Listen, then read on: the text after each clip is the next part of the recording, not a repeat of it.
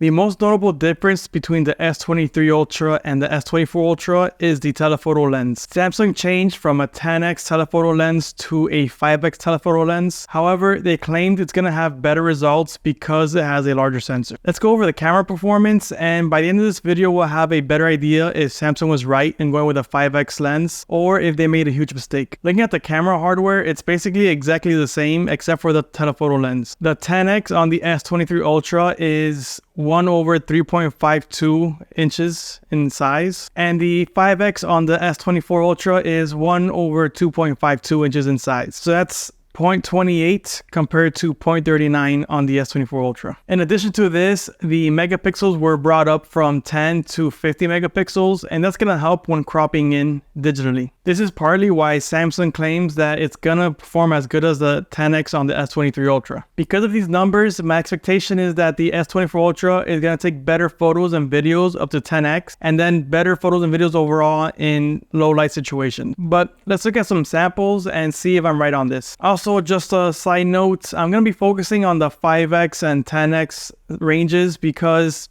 everything else is pretty much the same except for some optimization differences. Jumping right into my first photo, I actually forgot how far this was. I think it was like 70x or something ridiculous. Immediately, the 5x is coming in strong. Obviously, this is not a great photo by any means, but looking at the S24 Ultra, the water looks more detailed and less like a water painting. And even the bird is more detailed and easier to tell what it is. Just overall, the quality is clear on the S24 Ultra. However, moving on to the next one, the 10x sensor on the S23 Ultra is showing the sign a bit clearer. That's kind of where it ends. The S24 Ultra's 5x, in my opinion, is capturing better color and looks less hazy. Next, I'm going to a video where I go from the ultra wide to the final sensor, 5x or 10x, depending on which phone it is. And this shows the benefit of having a 5x lens over the 10x because it requires the 3x to cover less ground. This will in turn provide a more consistent video throughout the range of the phone. Surprisingly enough, the S24 Ultra actually looks clear and overall better at the furthest range of this video. The 10x looks to be struggling a little bit at the furthest reaches of the video. These next two photos are the same animal, so I place them together,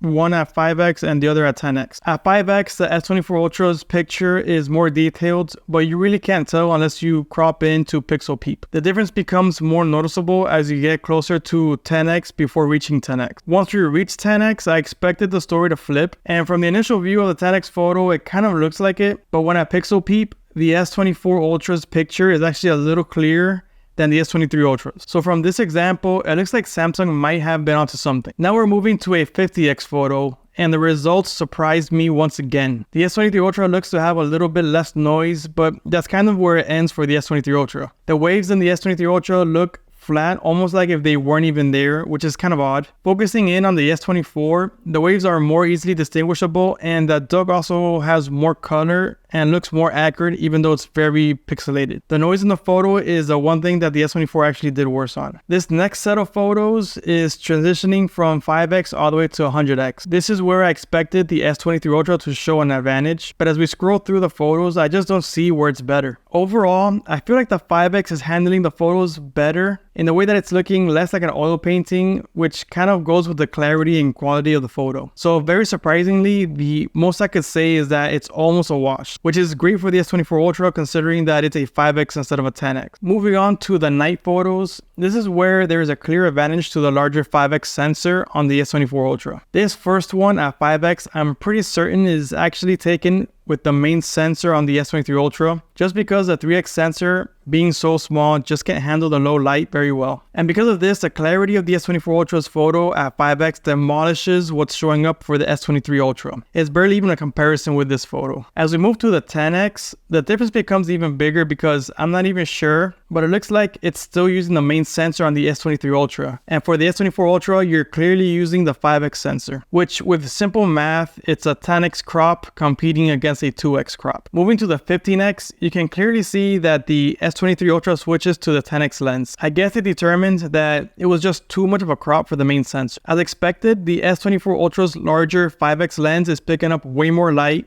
and even though it's a 3x crop, at this point it's still comparable to the sharpness of the 10x lens on the S23 Ultra, but with better light. Now looking at videos of the same scene and with the same amount of light, obviously the video struggles more because it takes a lot more processing power than a photo. But it's clear here that the 5x lens is outperforming the 3 and 10x lens of the S23 Ultra. As I said on prior videos, the 3x lens is the weak point of the Ultra lineup, and the new 5x lens is basically just picking up the slack. I did see some behavior here where on this next set of photos, the 5x actually looks more detailed in the S23 Ultra. However, I'm thinking it could have been some user error because as soon as I go to the next photo at 10x, the detail is better on the S24 Ultra, both compared to the previous S24 photo and the current S23 photo. Moving to the 15x, the S23 Ultra is forced to go to the 10x lens, and the results, I would say, are favoring the S23 Ultra on this one. This scene had some additional light, so it benefited the S23 Ultra's smaller 10x sensor and allowing it to capture enough light and stay in focus. And at 30x, the gap got a little bigger where the S23 Ultra's 10x lens is providing a clearer picture. So overall, I would have to say that the 5x sensor was a better choice for the S24 Ultra. The benefits really come in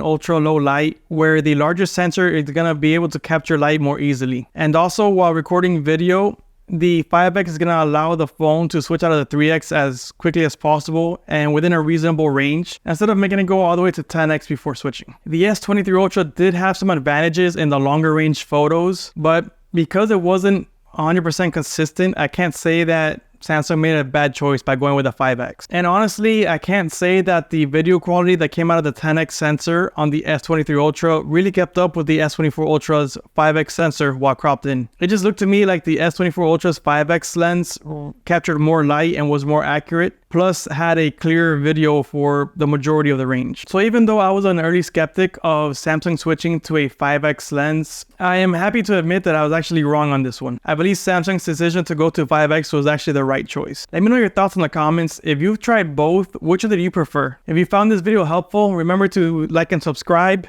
And as always, I'll see you on the next one.